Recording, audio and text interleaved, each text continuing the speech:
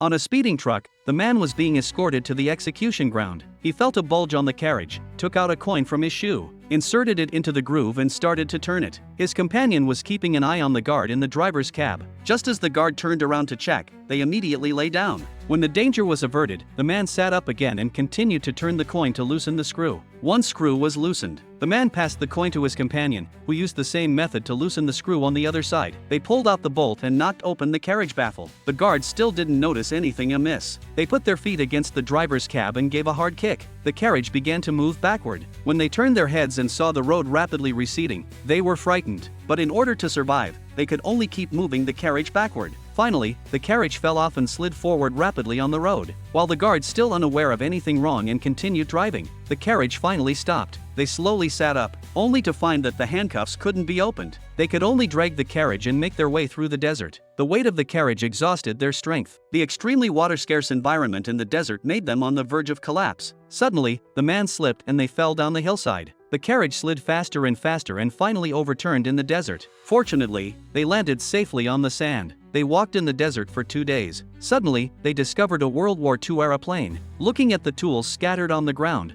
the man had a good idea. They transformed the abandoned plane into a sailboat and glided in the desert. They tried hard to control the direction, but when they were about to escape from the desert, a helicopter suddenly flew overhead. It was the guard chasing them around in the helicopter. They quickly fled and hid in a cave. The sight in the cave amazed them. It turned out to be a World War II-era ammunition depot. They discovered a cannon, but couldn't move it. The companion ran out quickly. He raised the gunstock and struck the iron chain. They pulled the chain simultaneously from the outside and the inside, and finally made an opening. They pushed a cannon to the entrance of the hole, loaded a shell, and the man pulled the fuse. When the enemy got close, he fired the cannon. The helicopter was hit and exploded. However, they found that a large column of tanks was coming towards them.